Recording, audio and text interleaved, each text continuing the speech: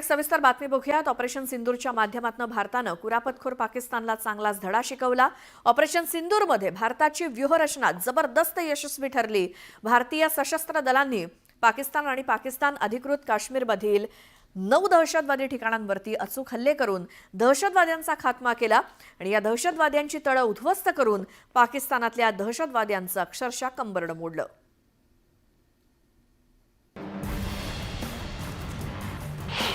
भारतानं शिकवला पाकला धडा। पहलगामचा घेतला सव्याज बदला। भारताच्या व्यूहरचनेला जबरदस्त यश। निष्पाप पर्यटकांचा बळी घेणाऱ्या पाकिस्तानला आता चांगलंच लक्षात आलं असेल की भारताशी पंगा घेतल्यास ते किती महागात पडू शकतं।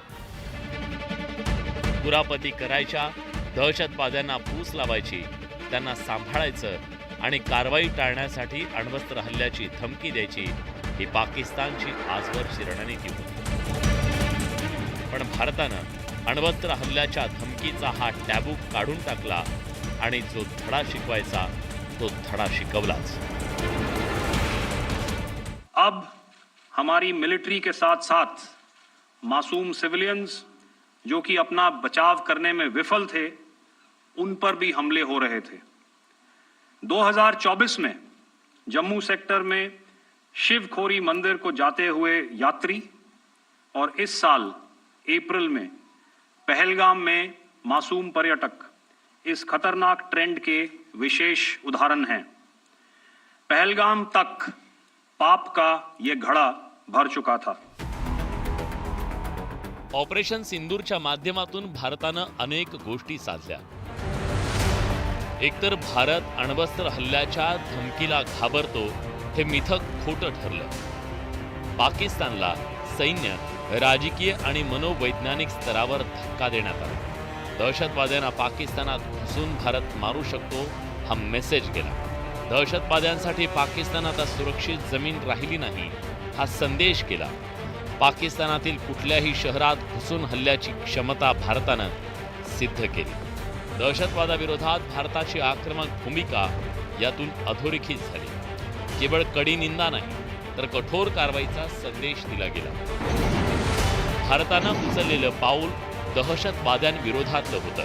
दहशतवाद्यांच्या खात्म्यानंतर त्यांच्या जनाजला खांदा देणाऱ्या पाक लष्कराचे दहशतवाद्यांसोबतचे घनिष्ठ संबंध जगाच्या समोर आणण्यात भारताला यश आलं। हमारी लड़ाई आतंकवाद और आतंकवादियों के खिलाफ थी। इसलिए 7 मई को हमने केवल आतंकवादी ठिकानों पर ही हमला किया था। पर अफसोस इस बात का है कि पाकिस्तानी सेना ने आतंकवादियों का साथ देना उचित समझा और इस लड़ाई को अपनी लड़ाई बना ली। इस परिस्थिति में हमारी जवाबी कार्यवाही अत्यंत आवश्यक थी और इसमें उनका जो भी नुकसान हुआ वे खुद इसके लिए जिम्मेदार हैं।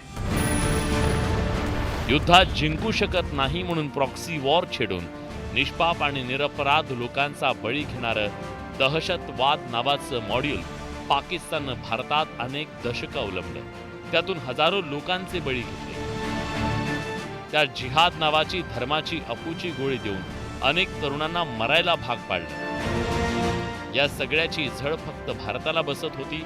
त्यामुळे केवळ कडी निंदा हे धोरण न अवलंबता दहशतवाद्यांना पोचल्यास त्यांच्या अब्बूंच्या घरावर मिसाईल पडू शकतं ही मृत्यूची भीतीच दहशतवादाला सडेतोड उत्तर असल्याचं भारतानं ठणकावून सांगितलंय।